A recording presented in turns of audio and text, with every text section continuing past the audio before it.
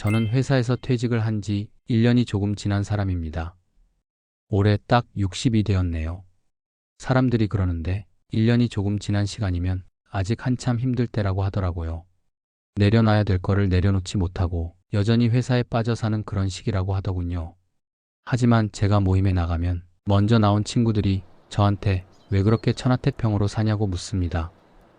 아침에 느지막이 일어나서 밥 먹고 유튜브 좀 보다가 점심때 가까운 산에 갔다 오고 가끔 근처 편의점에서 맥주 한 캔 하면서 그렇게 여유있게 시간을 보내는 제가 남과는 다른 것 같다면서요. 심지어는 저한테 회사 나오니 그렇게 좋으냐고 물어보는 사람들도 있는데요.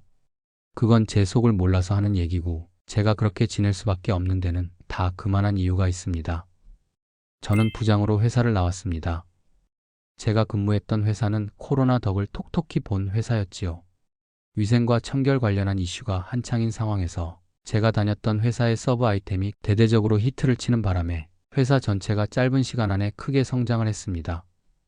제 전공은 화학 쪽입니다. 요즘 한창 뜬다는 이공계는 아니어도 덕분에 그동안 일은 꾸준히 할 수 있었습니다.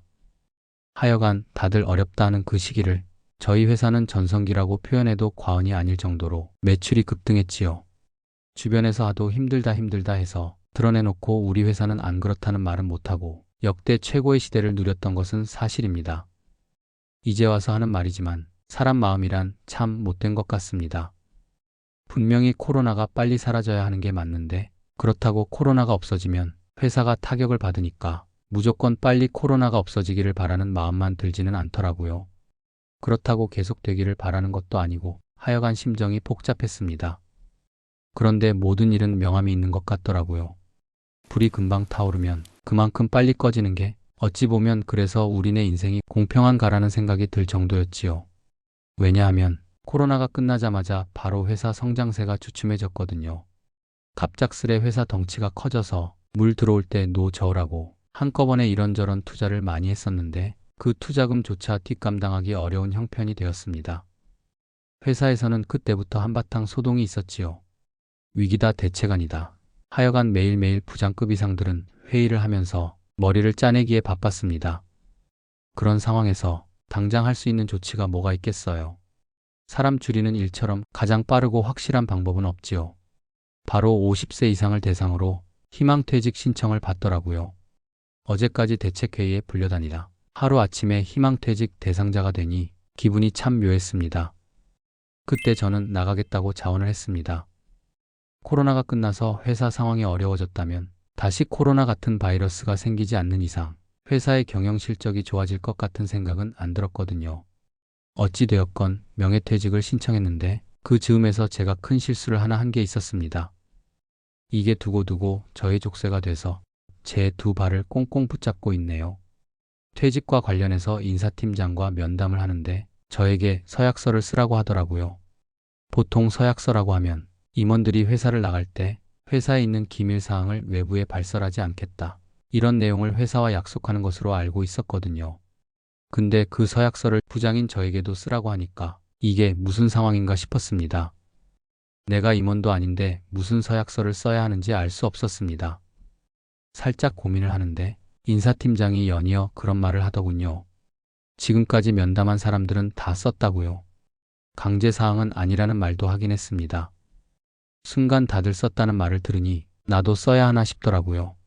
그래서 다른 생각은 크게 하지 않고 동료들이 썼다면 써봤자 큰 손해는 안 나겠다 싶은 마음이 들었지요.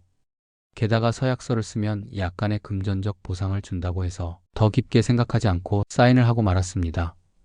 내용은 1년간 경쟁업체에 취업하지 않는다는 거였어요. 임원들이 쓰는 서약서는 보통 2년으로 알고 있는데 저는 1년이니 짧다는 생각도 들었습니다. 제 전공이 화학이니만큼 한 1년간 푹 쉬다가 경쟁업체가 아니더라도 다른 업체에 취업하면 되겠다는 계산도 깔려 있었습니다. 그런데 퇴직을 하고 한두 달 쉬다 보니까 좀이 좀 쑤시더라고요. 집에 있어봐야 할 일도 없고 왠지 자꾸 위축이 되는 것 같았습니다. 그래서 다시 어떤 일이든 해야겠다라는 생각을 하고 여기저기 알아봤는데 결정적으로 저를 원하는 곳이 없었습니다.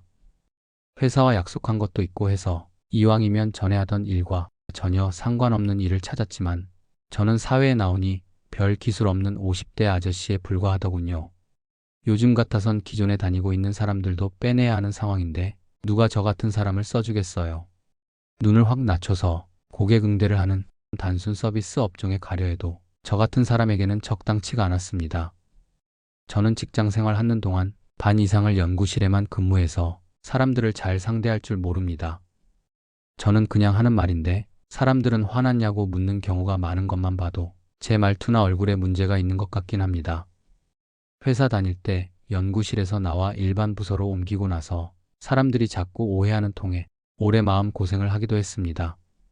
저는 평온한 상태인데 후배들은 제 의도를 왜곡해서 생각하더라고요. 아무리 아니라고 해봐도 부서원들 이해시키는 데만 해도 긴 시간이 걸렸습니다. 퇴직하고 나서 진짜 안타까운 점은 흔치 않은 자리를 놓쳤다는 점입니다. 제가 깊게 생각하지도 않고 사인한 그 서약서 한 장 때문에요. 제가 회사를 나온 지 서너 달 뒤에 경쟁업체 한 곳에서 연락이 왔습니다. 그 회사는 제가 회사 생활할 때 서로 견제하며 어떤 방향으로 나가는지 동향을 열심히 파악했던 관계였지요. 그곳에서 이전에 다녔던 회사의 대우와 유사하게 해줄 테니 함께 근무하자고 하더군요.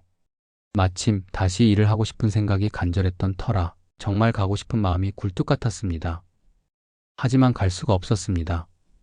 제가 이미 경쟁업체에는 취업하지 않겠다는 서약을 했으니까요.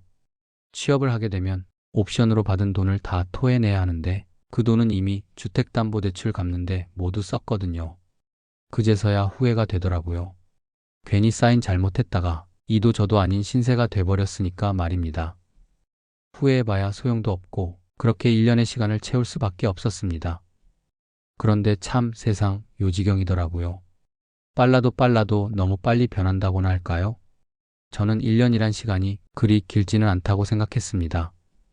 언제든 제 경력으로 다시 사회에 복귀할 수 있는 전혀 커리어에 영향을 주지 않는 기간이라고 생각했지요. 그런데 아니더라고요. 1년이면 강산이 바뀌는 시기더라고요. 산업계 지형도 몇 번은 바뀌어서 이미 제가 했던 경험치들은 예전만큼 알아주지를 않았습니다. 1년 동안 제가 길을 쓰고 그쪽에 매달려 있었어도 나이도 있고 해서 롱런하기가 쉽지 않을 텐데 1년을 쉬고 나니까 저 개인적으로도 세상이 어떻게 돌아가는 건지 감도 좀 떨어지고 하여간 복귀하기가 쉽지 않더라고요. 덕분에 참 많이 느꼈습니다. 일을 계속하려는 사람에게 1년은 정말 긴 시간이라는 사실을요. 누구는 저를 위로한답시고 그래도 전공이 좋으니 아직 가능성이 있지 않겠냐고 하기도 합니다만 절대 그렇지 않습니다. 여전히 현직에 있는 친구들 말 들어보면 자신들도 요즘 세상 따라가기 버겁다고 하더라고요. 어쨌든 서약서 같은 거 회사에서 쓰라고 하면 절대 말리고 싶습니다. 돈, 물론 중요하지만 서약서에 발목 잡혀 옴싹달싹 못하는 사이에 저는 영원히 제 경력을 살릴 수 없는 사람이 돼버린 것 같습니다. 부디 저 같은 불상사는 겪지 않으셨으면 좋겠습니다. 요즘 고민은 새해에는 무엇을 배워볼까입니다. 이제는 다른 준비라도 해야 되겠다 싶더라고요. 요즘 AI 강사들 많이 하시는데 같은 이과라고는 해도 그 머리와 그 머리는 또 달라서 저는 그쪽으로는 아주 젬병입니다. 컴퓨터나 프로그램 사용법이라도 가르치려면 완전히 처음부터 배워야 하는 상황입니다. 여러분 모두 새해 바라는 소원 다 이루시길 기원합니다. 모든 분들 건강하시길 바랍니다.